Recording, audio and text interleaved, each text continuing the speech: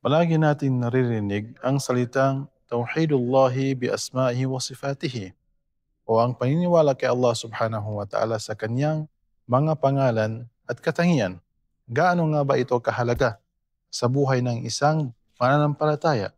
Tara, halina't pag-aralan natin. Sinabi ng ating mga ulama, ito ay isang agham o kaalaman na nagbibigay ng magandang bunga sa pagsambay kay Allah subhanahu wa ta'ala. At kung sino man ang lumalalim ang kanyang kaalaman sa mga pangalan ni Allah subhanahu wa ta'ala at sa kanyang mga katangian, ito ay nagbibigay daan upang mas maging matibay ang kanyang paniniwala kay Allah subhanahu wa ta'ala. Sinabi ng Allah subhanahu wa ta'ala sa kanyang Quran, "Walillahil asma'ul husna fada'uhu biha."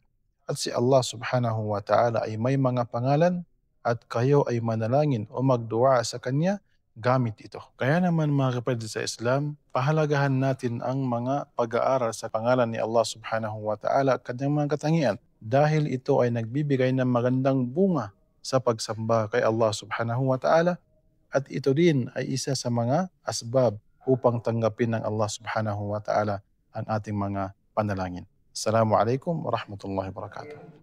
أدعو إلى الله على بصيرة أنا ومن اتبعني وسبحان